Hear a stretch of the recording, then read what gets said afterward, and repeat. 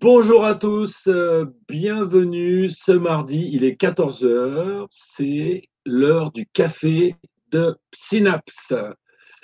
Bonjour, c'est Franck, bienvenue à vous tous, bonjour Lydie, bonjour Blandine, bonjour Christine, bonjour Claire, Christophe, Lauriane, Sophie, bonjour à tous ceux qui nous suivent quotidiennement.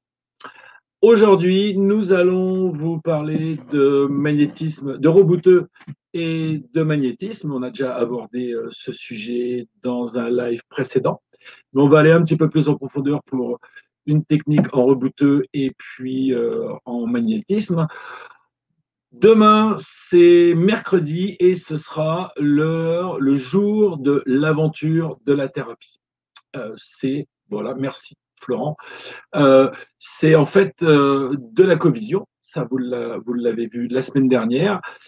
Vous pouvez poser vos questions sur, eh ben voilà, c'est marqué, à café@synapse.fr. Vos questions concernant voilà, vos pratiques en cabinet, des questions concernant vos clients, des questions concernant votre pratique. De quoi avez-vous besoin? On est là pour y répondre tous les mercredis de 14 heures à 15 heures. Ensuite, jeudi, eh bien, ce sera du coaching. C'est votre rendez-vous coaching le jeudi. Les différents courants et influences du coaching avec Fred et Janet. Vendredi, ce sera parole d'expert. Alors, ce vendredi, ce sera moi avec deux docteurs en psychologie et comment la thérapie brève, comment les outils de la thérapie brève se mêlent avec leur travail en cabinet. Et puis lundi 25, ce sera le numéro 10 de l'auto-hypnose. C'est un anniversaire. Hein. 10e semaine d'auto-hypnose. Ah, bonjour à tous. Oui, belle France ensoleillée, super Christophe. Alors, je ne suis pas tout seul. Bonjour Coco, bonjour Thierry, bonjour Monsef. Bonjour Monsef. Je ne suis pas tout seul, je suis avec Michel Jacot qui va s'afficher là. Voilà, bonjour Michel. Donc, bonjour à tous, synapsiens, synapsiennes, bienvenue. Oui, tu as une tasse qui est, remontre là. Aux couleurs du pays. À la couleur du pays. De quel pays tu es, dis donc? Ah ben, le pays des corsaires. Ah bien. Le pays des corsaires, puis comme on parle un peu de rebootement, de rebootologie, bon ben, on y met quelques os. Ça fait partie aussi. J'ai mon ami Oscar Bellos qui est là aussi, qui va intervenir. Bonjour Oscar. Ouais, on a des invités. Ouais, très bien. Très bien. Alors, Michel, la dernière fois qu'on s'est vu, là, on a parlé du rebooteux, enfin de tous ces axes, de tous ces axes des os, comment on remet les os bout à bout, hein, puisque c'est la définition du rebooteux. On avait donc on a parlé beaucoup de Knapp la dernière fois, quand même. On a parlé beaucoup de Knapp. On a parlé aussi des points triggers, qui sont ces petites boules là qu'on a dans les muscles. On a parlé du traitement ostéopathique général, du TOG. On a parlé aussi du traitement viscéral.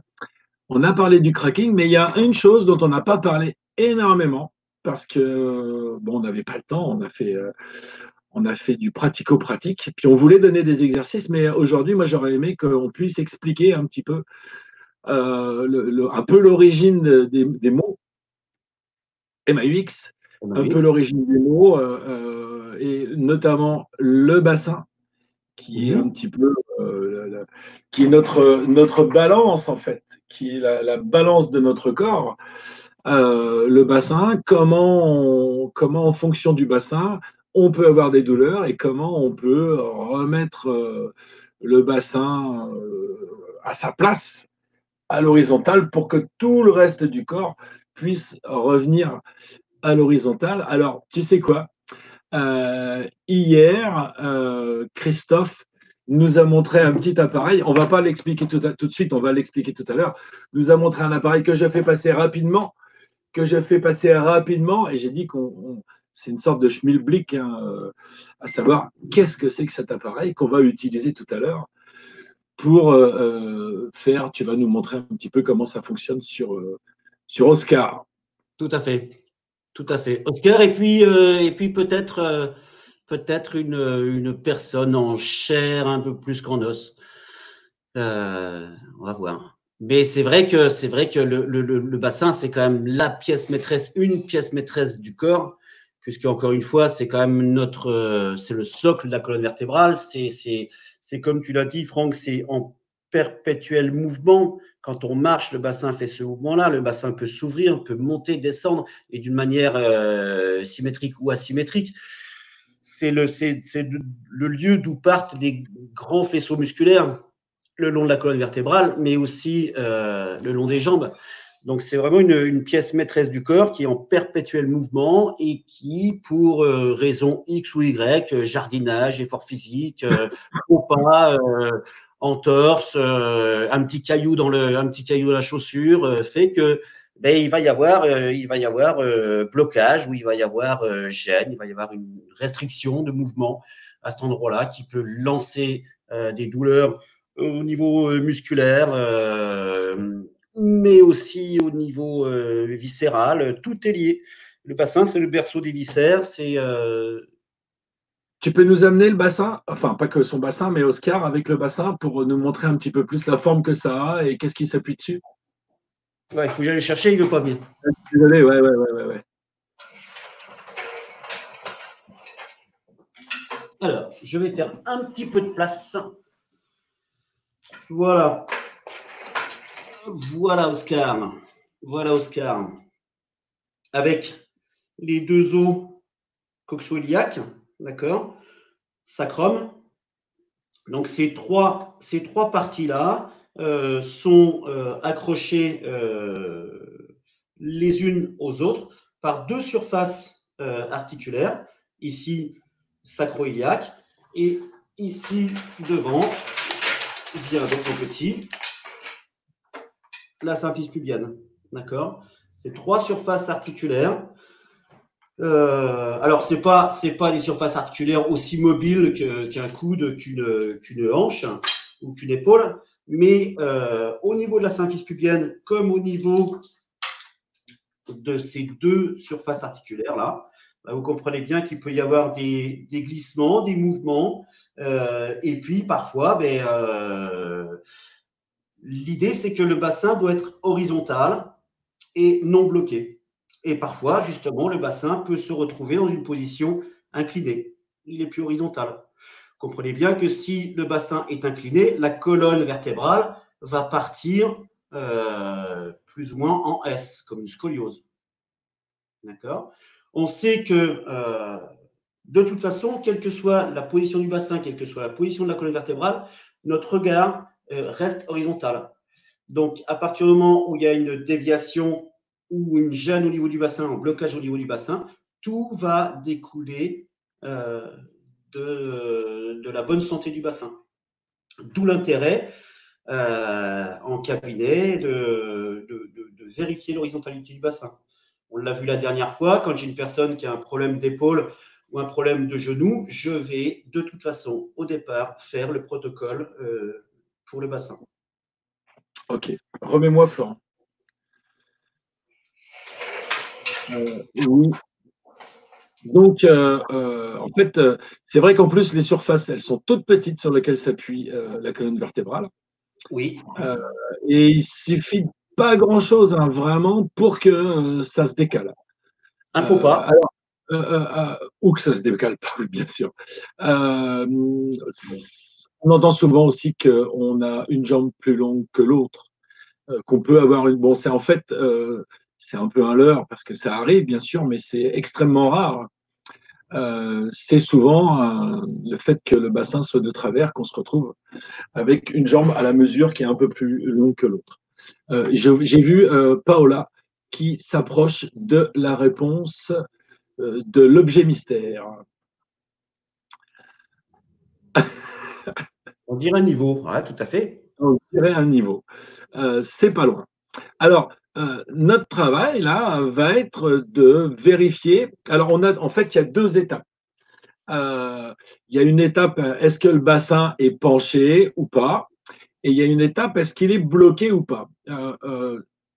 L'étape, est-ce qu'il est bloqué ou pas? On va la faire, on va la faire un petit peu après parce que je ne sais pas si c'est très visuel comme ça.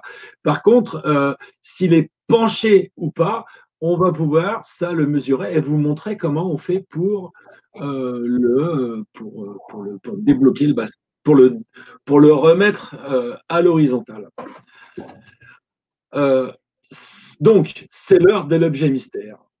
Michel. Donc, on s'assure d'abord que notre interlocuteur, il est bien les pieds au sol et que le sol soit bien à l'horizontale. Puisqu'on sort notre objet mystère tous les deux, Allez. 1, 2 et 3. Puisqu'en fait, voilà, bien sûr, Paola avait raison, c'est un niveau avec une bulle. Alors, c'est vrai que ça, c'est un niveau c'est très simple. Hein. C'est très simple puisqu'on a une tige, une bulle, et puis ensuite, on va avoir des petits bras qu'on va poser sur les crêtes iliaques. Et ça va nous dire si le bassin est de travers ou s'il n'est pas de travers. Jusque-là, c'est très simple. Je regarde les commentaires, et oui, il dit l'outil indispensable, hein, parce qu'en fait, c'est vrai que bon, il y a d'autres choses, mais qui sont beaucoup plus coûteuses, qui sont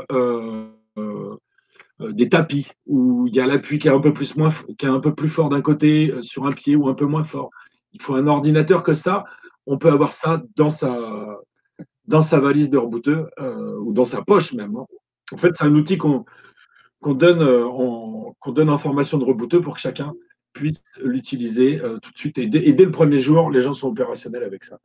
Est-ce que, Michel, tu veux nous montrer le positionnement, s'il te plaît, sur les crêtes iliaques de cet objet qu'on a nommé un iliomètre. Iliomètre, iliaque. Donc, en cabinet, la personne est dos à moi. D'accord? C'est-à-dire que je vais regarder son bassin de cette façon-là. Je vais placer mes mains sur les os iliaques de façon à pouvoir prendre un premier avis. Il y a des bassins qui sont tellement inclinés qu'il n'y a même pas besoin de l'iliomètre. On voit de suite que le placement est incliné à droite ou à gauche. Dans la mesure où on ne le voit pas, je vais me servir de mon iliomètre et je vais venir placer les branches sur l'ISO du bassin, de cette façon-là.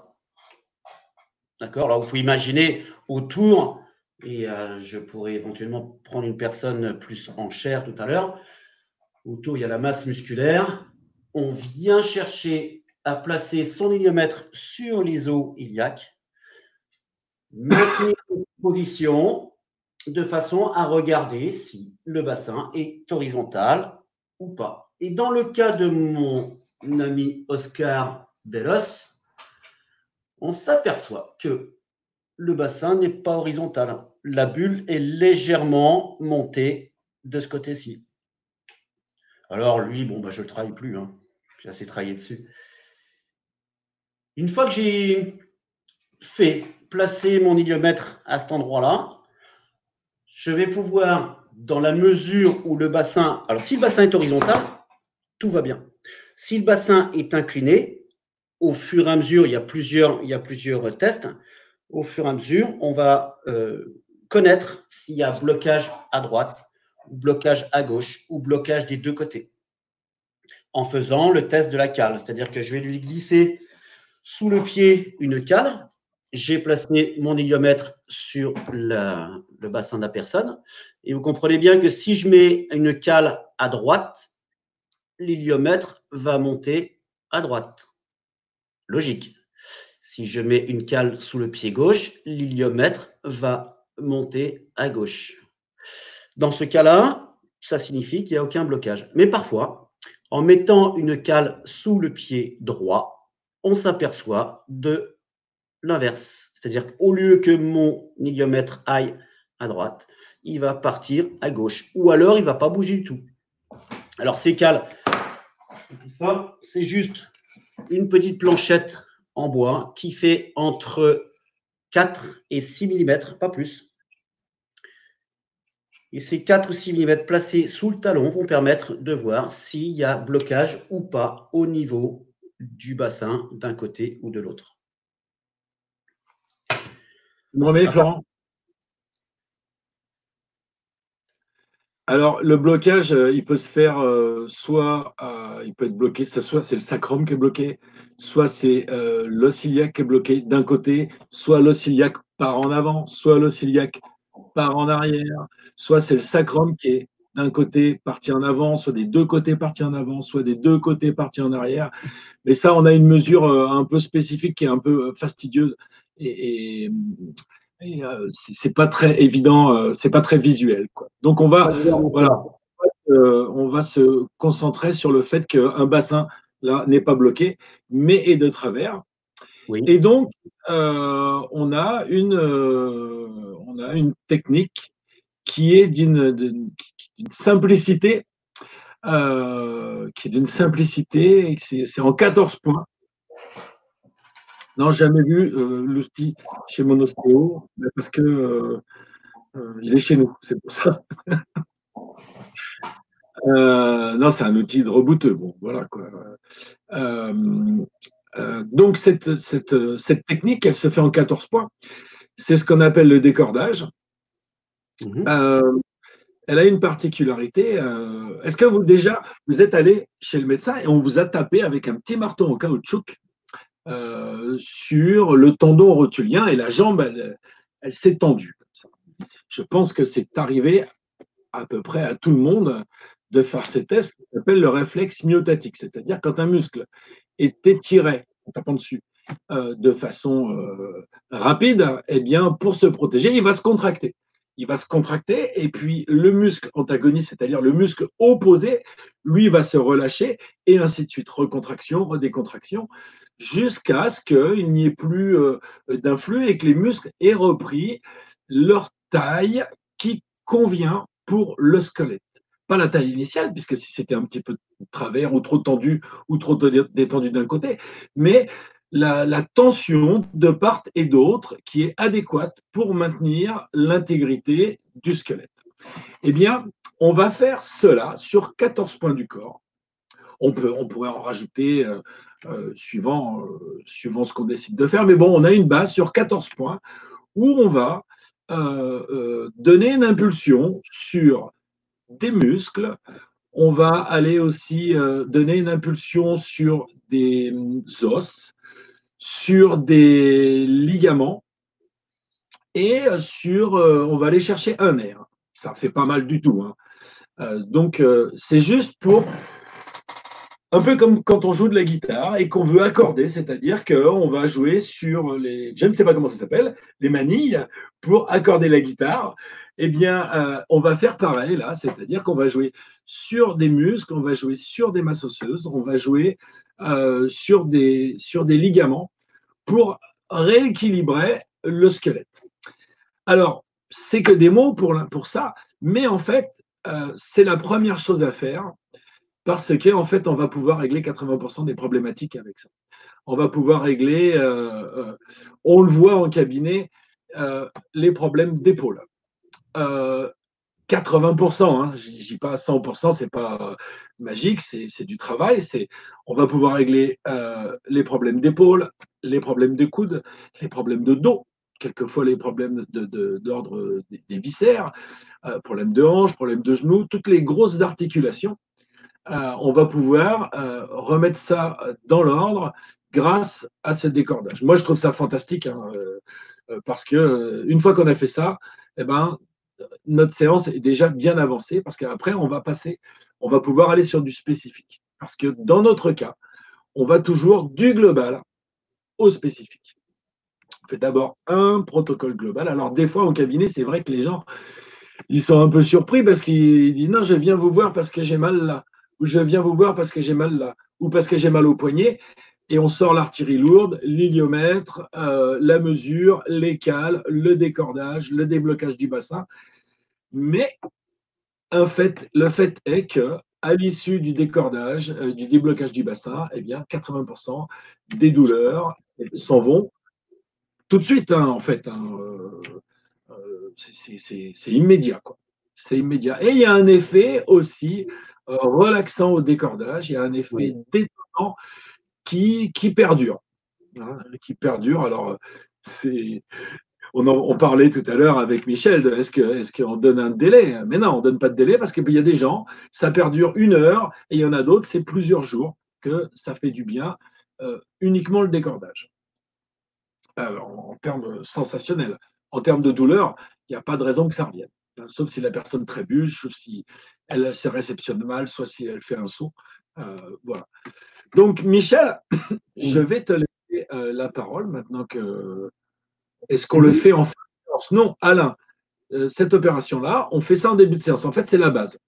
Oui. D'abord, voilà, notre première étape, c'est de demander où la personne a mal.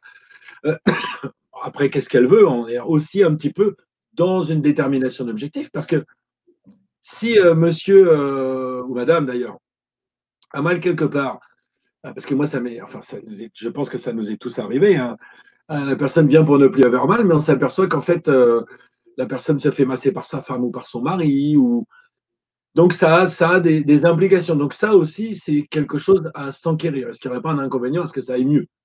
Parce que là, à ce moment-là, on peut faire autant de décordage qu'on veut. S'il y a un inconvénient, ça va pas être, le critère d'écologie n'est pas respecté. Donc, c'est important aussi de pouvoir s'enquérir de ces questions-là. En même temps que je vous parle, antécédents médicaux pas zappés. Non, mais bien sûr que, comme pour le reste, on travaille avec les médecins, on travaille. Vous allez voir, c'est pas invasif du tout. C'est vraiment quelque chose de simplissime. Faut aussi savoir que on arrive en bout, hein, on arrive en bout de cursus, quoi. La personne est déjà allée voir tous les médecins possibles et des fois ça fonctionne pas, donc euh, ça fonctionne dans ce cas-là. Voilà. Et Je donc, vois que le temps, on Michel, rappelle, je te on laisse. rappelle simplement que le décordage, c'est un bon outil et qu'on va l'utiliser dans le cas du bassin qui n'est pas bloqué, qui est légèrement incliné. Ce décordage, comme tu disais, Franck, effectivement, c'est comme si on jouait avec les cordes d'une guitare et le simple fait de faire vibrer la corde, elle va reprendre son alignement normal. Et ça va permettre de réharmoniser l'ensemble du corps. Alors, on peut attaquer maintenant. Oui, on a beaucoup parlé. On a beaucoup parlé. Action. Alors pour ça, je vais me permettre d'appeler donc une personne en chair et en os. Je vais orienter peut-être un peu mieux ceci. Voilà. Et pour la démonstration, j'appelle Milan à la rescousse. Donc voilà, le décordage, il faut savoir que sur Milan, je peux le travailler d'une autre manière que sur une personne de 90 ans. Sur un rugbyman, je vais faire un décordage avec une intensité plus importante qu'avec un enfant de 3 ans ou avec une mamie un petit peu plus fragile. Donc les 14 points sont les suivants. On va chercher à ramener la peau vers l'avant. Là, je veux les décorder au niveau des scalènes, au niveau des muscles du cou, qui supportent quand même une tête qui fait 2-3 kilos, plus pour les savants ou les bien-pensants.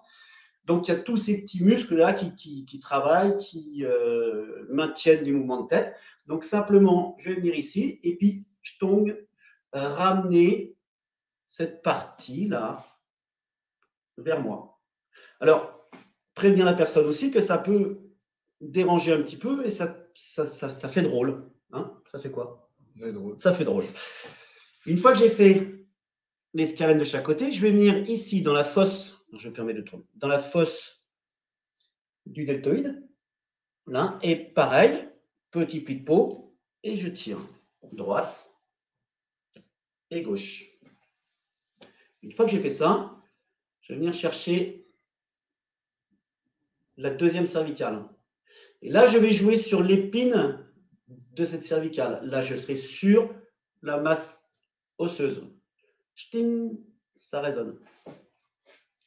Devant, Pour les membres supérieurs, le biceps, donc demander à la personne qu'elle soit décontractée au niveau du bras, et je vais venir chercher le tendon du biceps. Même chose, on passe par au-dessus du tendon et je ramène vers moi. Puis sur la masse osseuse à la naissance du poignet, où là je vais me servir de ma phalange. Alors je peux me servir de mes doigts, je peux me servir de l'ensemble des doigts, je peux me servir de cette phalange et puis on verra une autre chose plus tard. Donc là je vais venir faire résonner sa masse osseuse au niveau du poignet, au niveau de la main et au niveau des phalanges. Et là, toute cette partie résonne. Même chose de l'autre côté. Biceps, le poignet, le départ de la main, et puis les phalanges. Une fois que j'ai fait cette partie-là, je reviens sur la colonne vertébrale. Et en venant observer les dorsales, je vais demander à la personne s'il y a une dorsale qui est douloureuse. S'il n'y a pas de dorsale douloureuse, je vais en choisir une, deux maximum. Même principe de travail que pour la cervicale. Je vais venir sur l'épine. Et hop, un petit tongue ici. Et également ici. J'ai fait les cervicales, j'ai fait les dorsales. Je vais venir sur les lombaires. Là, sur les lombaires, on va travailler sur les cordes musculaires de chaque côté de la colonne vertébrale. Donc, on va le faire à droite. On cherche le sillon musculaire à droite. Et puis à gauche. Une fois qu'on a fait ça, je vais aller sur les crêtes iliaques, proche du sacrum, descendre ici, à droite, et alors parfois la ceinture du pantalon gèle, si ça va pas en descendant, ça va aussi bien en montant. Toute cette partie résonne. Il y a un endroit un petit peu délicat, je vais baisser. Cet endroit délicat, c'est l'adducteur. Je remonte le long de l'adducteur, chercher le haut de l'adducteur, et là je vais me servir de mes 4 doigts, parce que c'est une masse musculaire importante. Je ramène mon pli de peau et je ramène vers moi, à droite et à gauche. Milan, tu t'assieds sur la table. Et on va s'occuper maintenant des membres inférieurs. Alors, volontairement, je vais lever sa jambe pour que vous puissiez voir. Ici, alors c'est dans quel sens? C'est là. On va s'occuper des 3 faisceaux ligamentaires au niveau de la cheville. Un qui descend parallèle au tendon d'Achille, l'autre en travers sous la malléole, et le troisième à remonter à l'intérieur et à l'extérieur. Puis le coup de pied. Enfin, pour terminer cette jambe, vous avez la rotule ici. De chaque côté, ce qu'on appelle les ailerons rotuliens, c'est au niveau du plateau tibial. Là, pareil, à droite et à gauche. Et enfin, pour finir cette jambe, sous le creux poplité, je vais venir chercher cette partie-là. J'ai fait la jambe droite, je fais la même chose avec la jambe gauche et je vais demander à la personne de bien vouloir marcher, avoir son feedback, son ressenti. Tu te sens comment? Ça va bien. Tu vas pas me dire le contraire. Hein. Merci, Milan. Donc voilà pour ce qui est du décordage. Ça prend allez, 7 minutes. Une fois que j'ai fait ça, je reprends mon héliomètre et puis je vois si le bassin est revenu en position horizontale. Et à 90%, 95%, le bassin est revenu en position horizontale après un décordage. C'est pas magique, mais pas loin quand même. C'est simple, efficace. Il y a qui c'est qui nous a. Alain, non, j'ai vu une question concernant les contre-indications. Bon, vous l'avez vu, c'est un protocole qui est très doux. Donc quelqu'un qui a un os fracturé, on ne va pas le faire. Quelqu'un qui a déchirure musculaire localisée, on ne va pas le faire. Qu'est-ce qu'on a d'autre? Déchirure ligamentaire localisée, où on va travailler. On ne va pas s'en occuper non plus. Bon, c'est quelque chose. Pour répondre juste à Alain, il est lui-même rebouteux puisqu'il sort de la dernière formation. Donc Alain, tu connais les indications et les contre-indications. Alors, et pour répondre à Lionel et Catel, bien sûr, l'ordre précieux, c'est seul que Michel a montré. Bien sûr, on part du haut et on descend. Et ensuite, on remonte.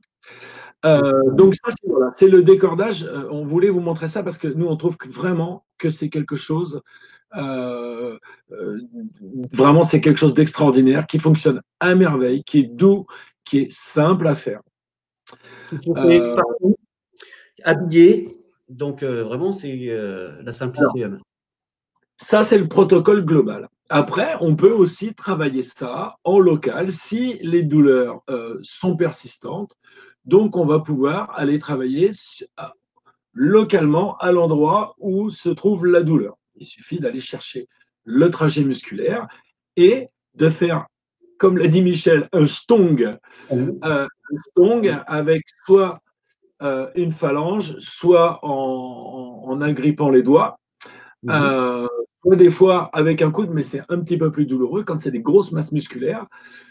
Ça marche très bien pour les coudes, ça marche très bien pour les épaules, ça marche très bien pour les contractures musculaires du côté des lombaires, parce qu'en fait, on a des grosses masses musculaires à cet endroit-là. Ça marche aussi très bien pour le trapèze. Ça marche aussi très bien. Bon, voilà, c'est les choses qu'on a d'une façon plus généraliste en cabinet, quoi. C'est décontractant. Oui. C'est décontractant. Ensuite, un décordage partiel. Oui, Catel, on peut faire un décordage partiel après avoir fait un décordage global. Enfin, de toute façon, notre vision est d'abord de faire du global et ensuite d'aller au spécifique. C'est-à-dire que quoi qu'il arrive, les protocoles qu'on propose, ils sont à faire au global et ensuite on pourra faire du spécifique, du local, si la gêne ou la douleur persiste. C'est juste un outil, hein, c'est juste un outil, c'est-à-dire qu'on peut, derrière un décordage, venir travailler sur un trigger, parce qu'on s'est aperçu que… mais là, encore une fois, ce décordage, c'est par rapport, je m'aperçois que le bassin n'est pas bloqué, mais il n'est pas tout à fait horizontal, je vais faire un décordage. Ok, très bien. Bon, ben voilà, faire le global. Oui, oui, oui, oui, oui, oui, oui, oui, oui, oui, oui, oui. Oui, oui, oui. Oui, Mounira, on fait d'abord, parce qu'en fait, notre travail, c'est de vouloir faire le bassin avec le global.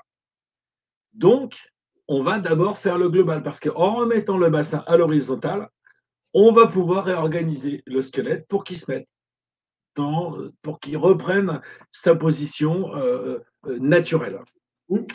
Et après, s'il y a une douleur qui persiste, à ce moment-là, on pourra faire du local. Mais sinon, c'est faire un raccourci qui ne perdure pas dans le temps et qui n'est pas efficace. C'est sûr qu'on voit naturellement l'idée qu'on va aller se focaliser. Alors ça, c'est valable dans toutes les thérapies. On nous fait nous focaliser, on nous appelle, on dit c'est là que j'ai mal, c'est là que j'ai mal. Mais en fait, c'est là que j'ai mal, il vient aussi la plupart du temps par un bassin qui n'est pas horizontal. Donc d'abord, on décorde globalement pour remettre le bassin, la charpente squelettique et les muscles, tous les haubans pour que le squelette reprenne sa position naturelle, que le regard soit droit, qu'il n'y ait pas de personne soit tordue et que la colonne soit dans l'axe. Et là, ça fonctionne merveilleusement bien. La différence entre l'ostéo, c'est deux écoles différentes. En fait, le rebouteux, c'est quelque chose de beaucoup plus ancien. L'ostéopathie, on la date à partir de 1800, 1850, quoi. C'est vraiment une école qui a été normée, cadrée. Et même après, pour les Bon, premières écoles, hein. Pour les premières écoles à oui, oui, Londres, oui. en 1900, Historiquement,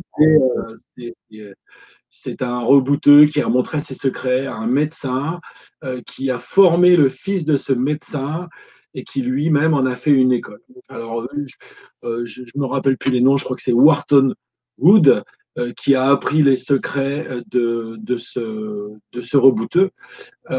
C'était en Angleterre que ça se passe. Il y a encore sa maison.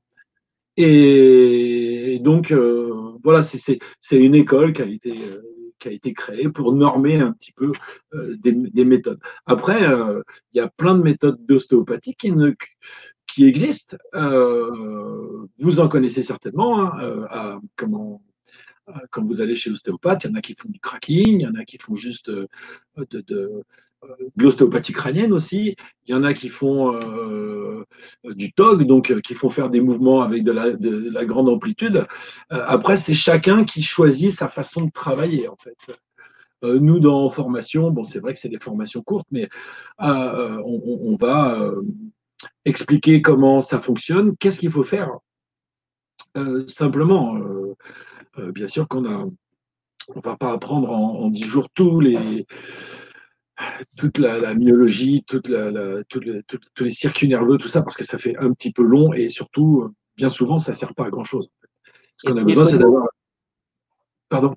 ce qui est étonnant dans la formation de roboutologie qui est enseignée chez Synapse, c'est toujours cette incertitude qu'ont les personnes qui viennent le premier jour. Comment on va en 10 jours? Est-ce qu'il est possible qu'au bout de 10 jours, on puisse ouvrir un cabinet et s'installer comme rebouteux?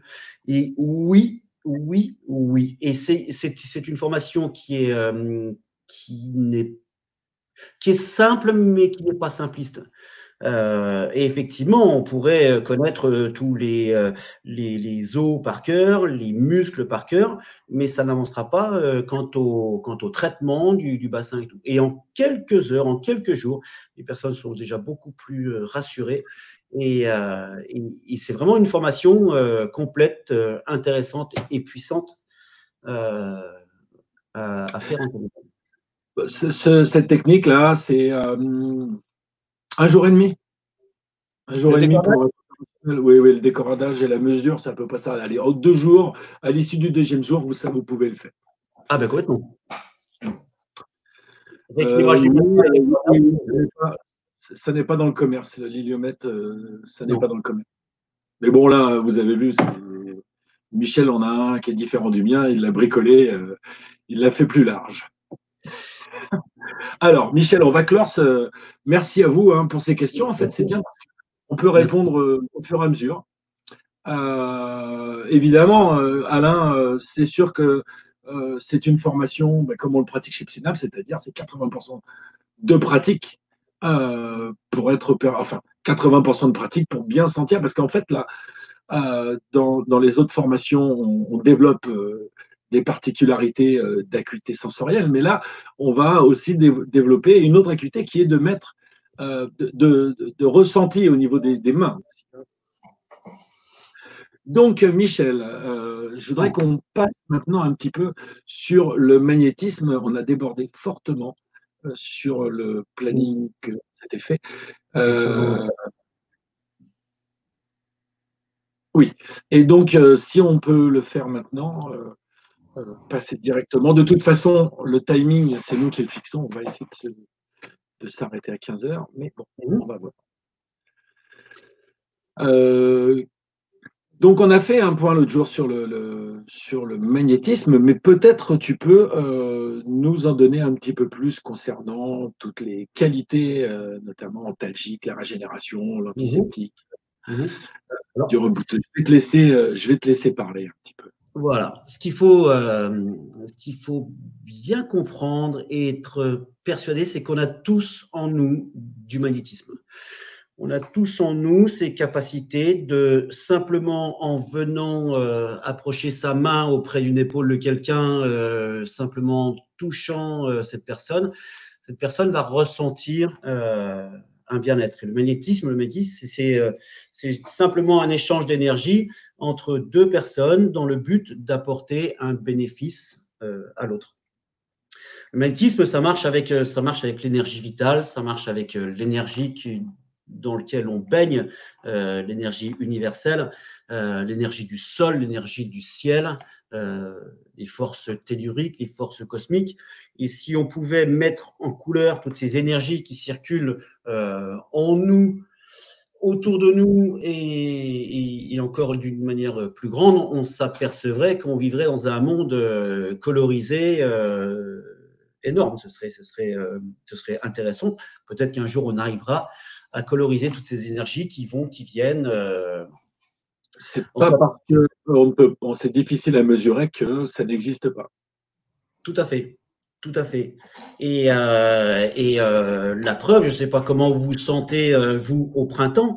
Moi, j'ai l'impression qu'au printemps, il y a une énergie colossale qui nous environne, qui est plus importante que dans les mois d'hiver. Regardez comment les plantes poussent et à quelle vitesse les plantes poussent, les graines germent, et toute cette énergie-là est environnementale.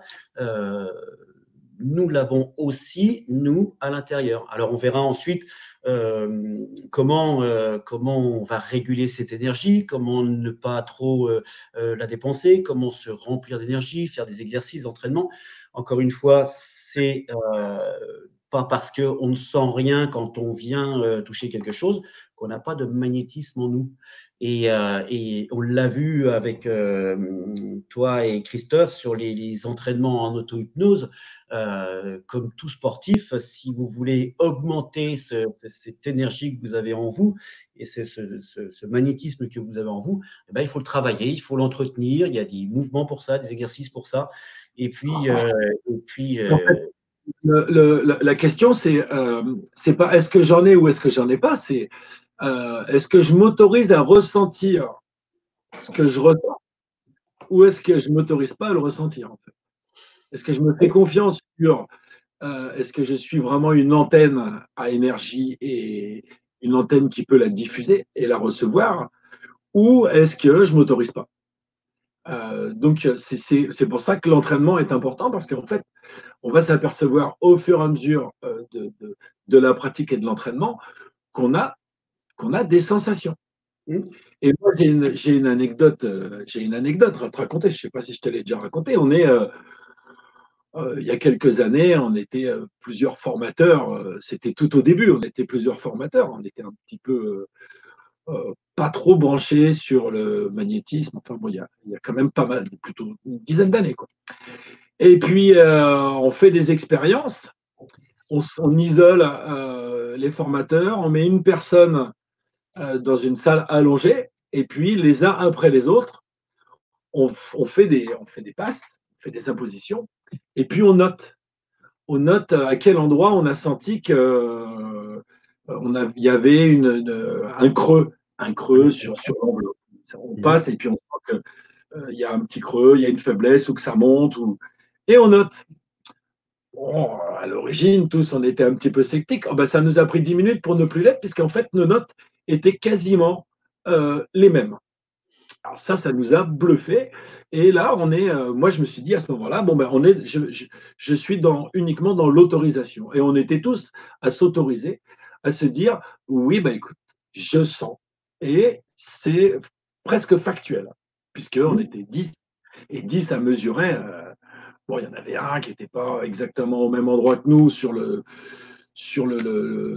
on avait mesuré un creux.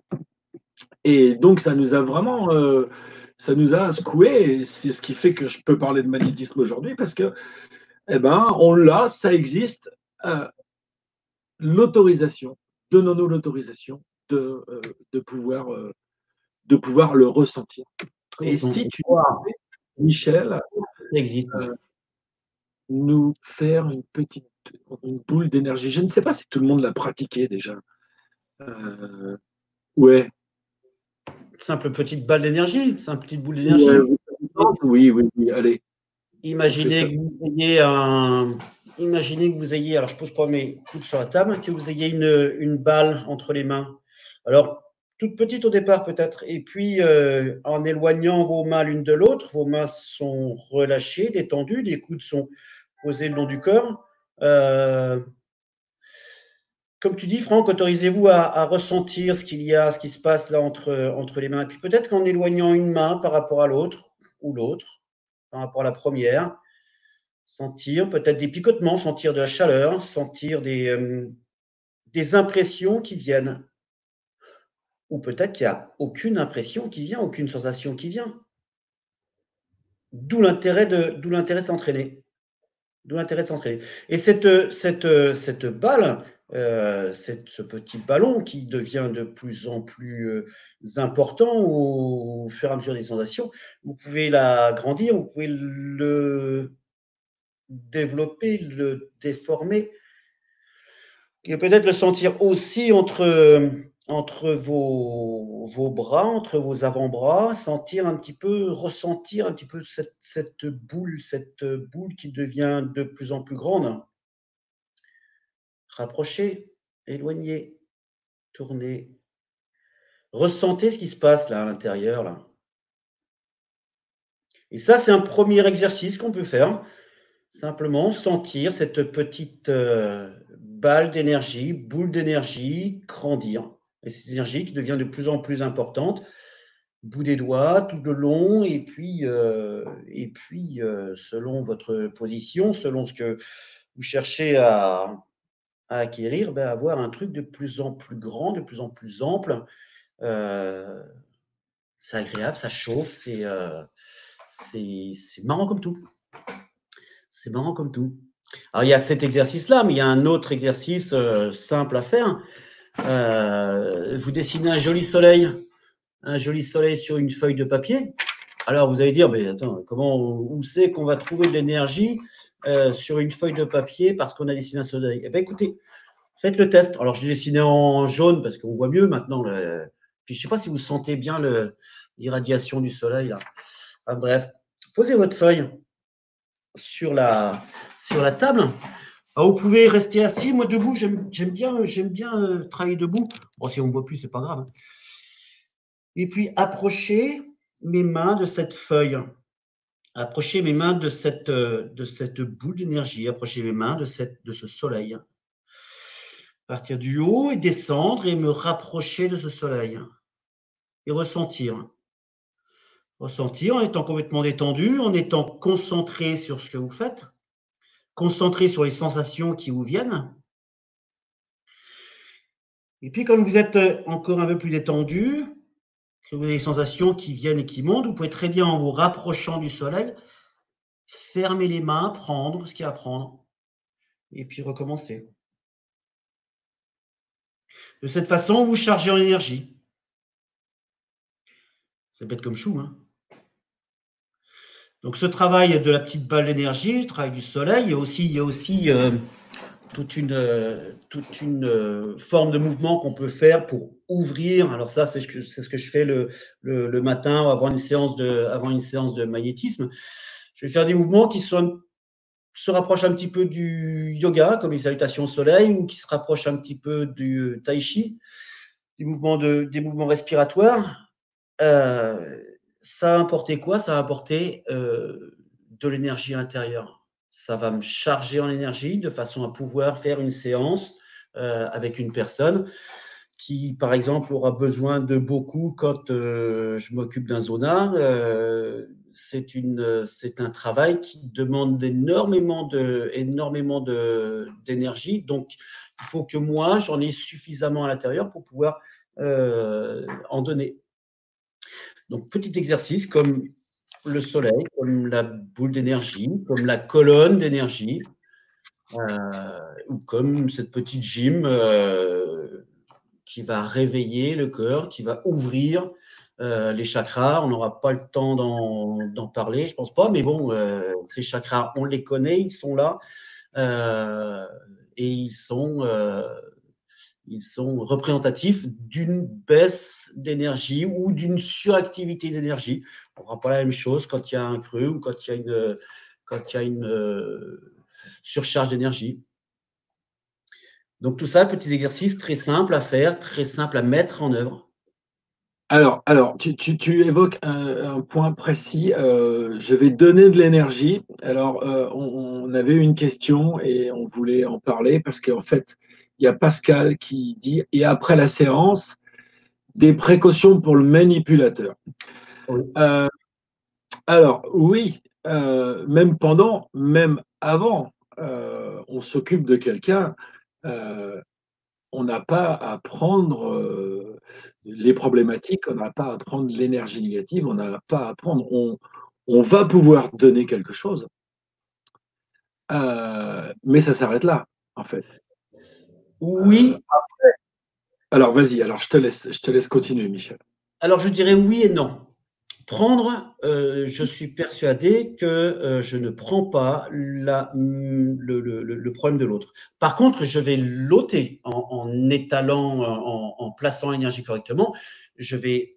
Alors, on peut imaginer que je le prends pour le jeter, mais je ne le prends pas moi à l'intérieur. Simplement, je fais cette petite préparation aussi. Je me protège quand je vais m'occuper d'un zona.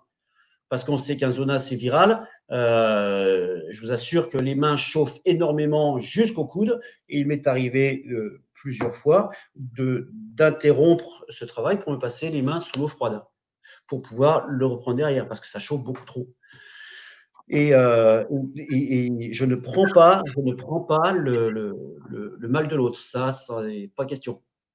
Pour un zona, je vais me protéger. Pour un limbago, il n'y a pas de précaution particulière. Je parle du limbago notamment quand je ne peux pas faire le test. Je vais attaquer par une séance de magnétisme pour détendre la personne et pour ensuite pouvoir travailler sur le protocole du bassin et avancer. Donc, j'utilise et le magnétisme et la robotologie quand j'ai un cas particulier.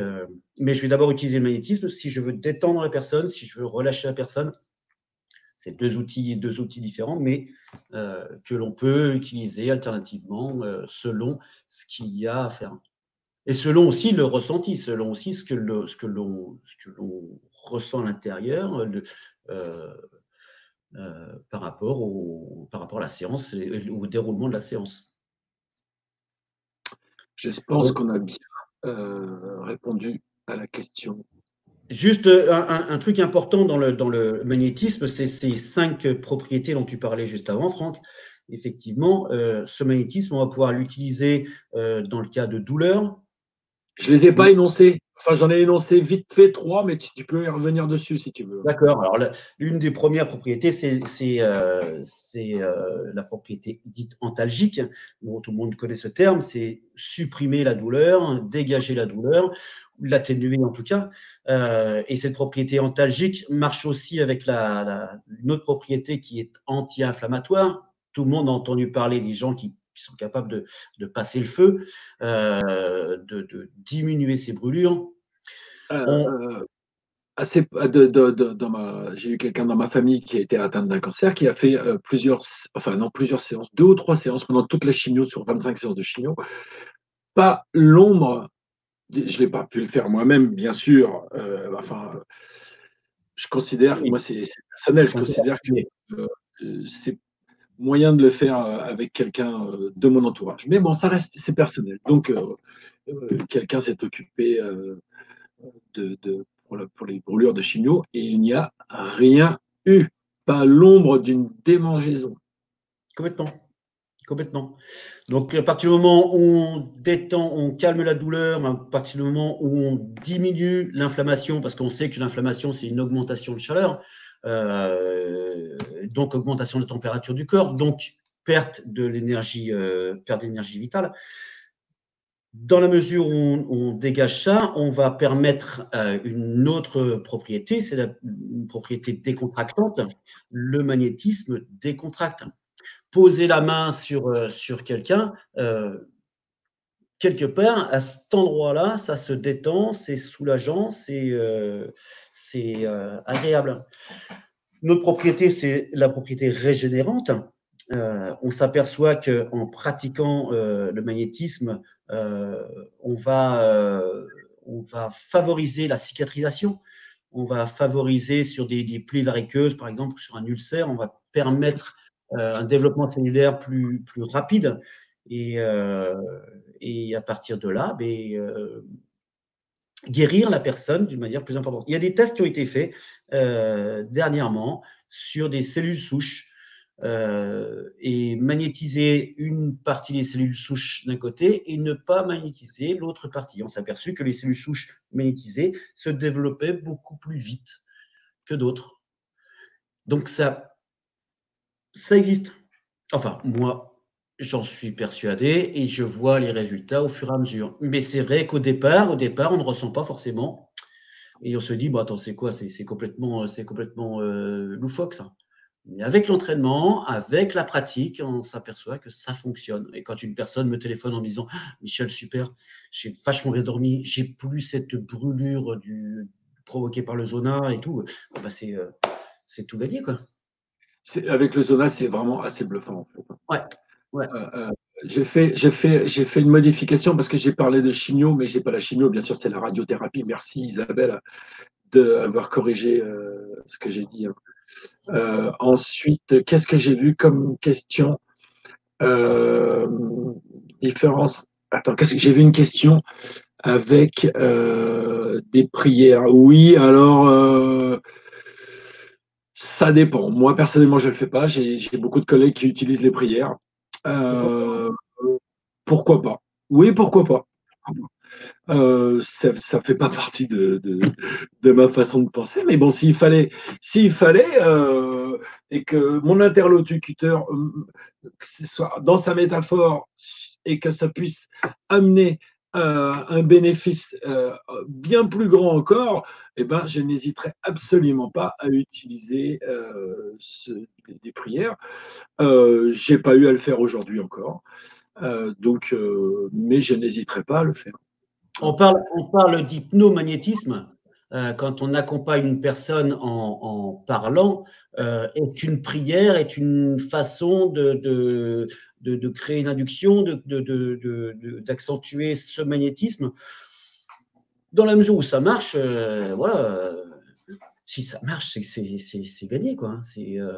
Oui, pourquoi pas. Mais bien sûr, Mounira, c'est pas de la magie, hein. On est d'accord, hein. Parce que Mounira dit j'insiste, c'est pas de la magie. Mais non, mais c'est pas de la magie. Ça fonctionne très très bien. Voilà, on en est là, ça fonctionne. C'est pour ça qu'on est là, en fait, pour expliquer que ça fonctionne très très bien, hein. J'ai vu une autre question pour les différentes passes. On n'aura pas le temps. Enfin bon, on n'aura pas le temps de parler de tout ça. Les différentes passes, bon, les trois grands types de passes, les types de passes lentes, donc qui vont charger. Après, on a les types de passes rapides qui vont stimuler. Et puis après, on a les types de passes très rapides qui vont faire du dégagement, qui vont dégager tout ce qui est négatif. Voilà brièvement ce que je peux dire sur les passes. Après, il y a des passes transversales, longitudinales, mais ça, il faut venir en formation là, pour en savoir plus. Rotative, voilà. Michel, tu veux faire. On avait prévu de vous proposer un protocole. L'heure est avancée, c'est pas grave, on va le faire quand même. Tu veux bien faire. On avait prévu, je ne me rappelle plus comment ça s'appelle, la colonne. La colonne énergétique ou tu veux un travail sur Colonne d'énergie. C'est bien ça, c'est bon. Eh bien, vous allez tous vous mettre debout alors. S'il vous plaît.